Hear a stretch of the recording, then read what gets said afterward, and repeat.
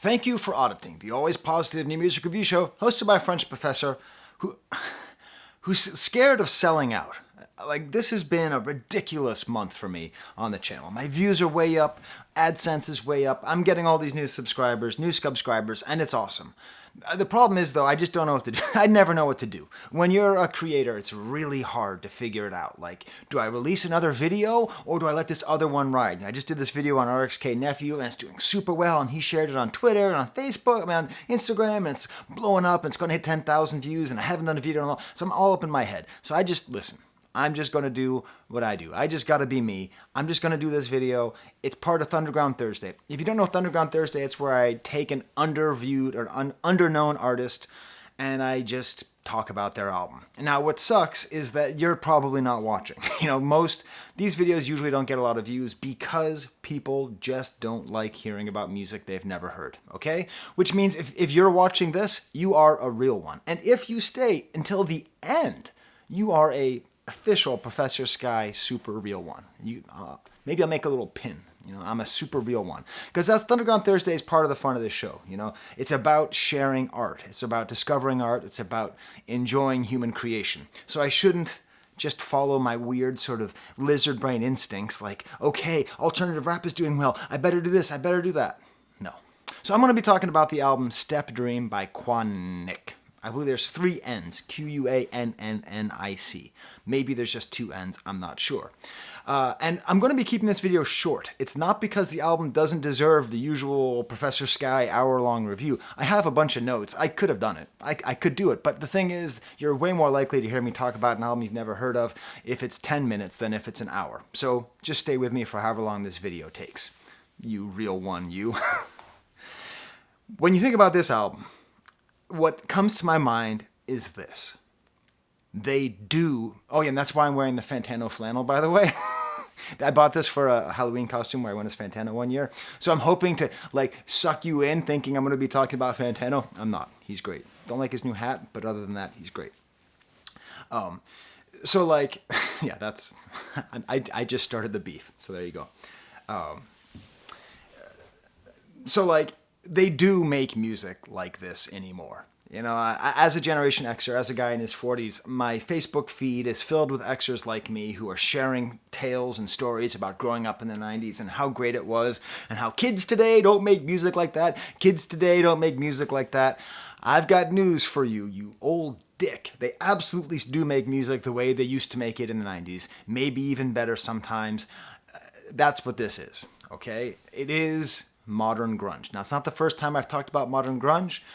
Dead Air Records is the record company that's coming out with this. I made the point when I reviewed one of their other albums recently by Jane Remover that they're sort of making a real case for being a very important label, like the kind of label where if you see something is on their label, you just buy it or you just listen to it.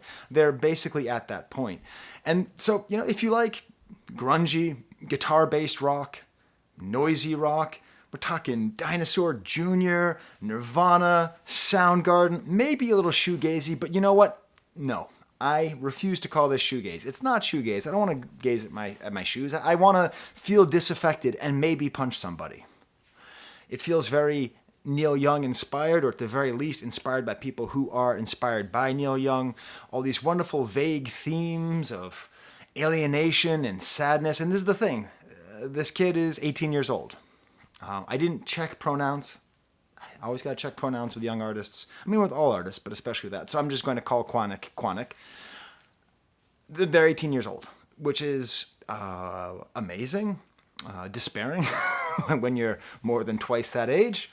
When you're twice plus 10 that age. But it really shows that even though we're living in this time where people just go and they go bleep and bloop and bloop and blip and little flip and little skillet and little clip it and little fudge it, and they all just sit there and on their little Pro Tools and Fruit Loops and just do skeet, skeet, skeet in their suburbs. The reality is all this technology isn't just going to make music that makes you feel like you can't listen to it. This is the kind of music you can just listen to if you like guitar-based rock and roll.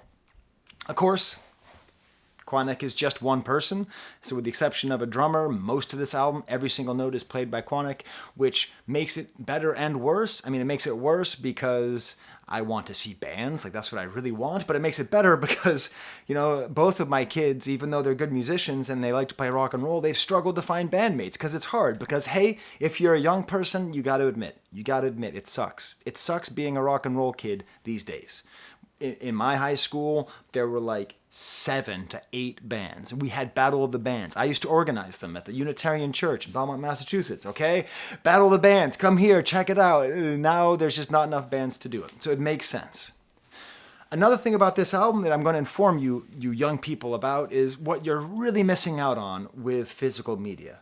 What you're really missing out on is spending more time with album covers as good as this.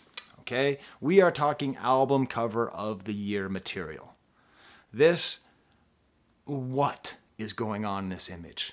This little girl on a bed with a little stuffed animal and like a flaming sword of a female angel holding a Molotov cocktail. It tells you a whole story. It tells you the story of how she's going to burn down the house because she is in some kind of abusive relationship, potentially with a stepfather or stepmother. I don't know. I'm personally a fan of step-parents. I think there should be Step-Parent Day instead of Mother's Day and Father's Day because they do a very hard job. But that being said, that's the narrative that I'm able to read into this. This kind of fantasy. I am dying to have like a record or a CD and just look at this. And that's the thing is, kids these days, they really don't know the joy of just sitting there and looking at an album cover and trying to figure out what it means and what it all says and not being able to look up the lyrics, not being able to do anything other than just stare at this one image and have it burn into your head, right? So, 6 minutes in, I'm only going to talk about one song. Only one song, okay? So if you like this song, check out the whole album. It's all this good. It's actually not even my favorite song on the album, but it's a song that has a video, so I think you should check out the video as well. Click above Franz's head if you want to hear it. The song is called Comatose. And what this music reminds me of, it's not just that it's grungy and it's 90s. It's that there is music that saves people's lives. And that's a stupid, cheesy thing to say. But it's also how people feel. Okay, there's certain music that hits an emotional register. And even if I don't feel like I need my life saved right now, I don't, okay? The last time music saved my life, it was Warren Zevon when I was going through my divorce. I can't tell you why. I can maybe find some way. But if you're ever going through a divorce, look up Warren Zevon. He's the ultimate divorce music. I can't listen to him now because it just puts me in that bad place. But I don't need my life to be saved, but I can relate to music that can save people's lives. This sense of like this young person who's making such good art, who's working through so many emotions, and who does it in not the tapestry of glitch pop or of rage or of hip hop. It's just straight up rock and roll. And the funny thing is, when I looked at the comments of this video, someone said, "quannnic saved my life," in the comments to this video, and 173 people liked that comment. So it seems that that's very clear. We need more music like this that has this sense, this earnestness, because it's another thing that we're fighting against. We're not just fighting against there being too many computers and music, and I love computers and music, but there's too many. We need more guitar. We need more people playing guitar, okay? Not Guitar Hero, which is also good, but we need more people playing guitar. This is the kind of music which, through its directness and its immediacy, can save your life. And so you hear the song Comatose. It starts right off with essentially the waka sound from Creep by Radiohead. And then immediately the guitars are just way up front and just blasting and blaring. And there's this lead line going on behind. And there's all these great dynamics. It gets quiet. There's this chorus on the refrain. The structure of the song is weird. It's like there's just like the same things repeated over and over again. A lot of these themes of alienation and trying to make it through some great, like, the voice in the chorus is especially clear throughout the whole album. As with any good grunge album, you don't understand the lyrics the first, second, third, fourth, fifth time you listen to it, but then eventually you understand it, and then once you understand it, you can't stop singing them. And then just some great bass madness. When someone records something all by themselves, it's an exciting thing, and they have that excitement, and they're playing here, and the bass is going crazy, and full distortion madness jam at the end, and this huge feedback. I'm going to keep this under 10 minutes. Watch the video. The video is also perfect, unintentional 90s throwback with like a doll with maggots in it. It reminds me of the cool, creepy desperation of black and white sadness of Tool, which is the main reason Tool got big, was because they had these cool, weird videos. So check out quannnic. Tell me what you think of the music in the comments. Support Thunderground Thursday. You are officially a real one. That was cheesy as hell.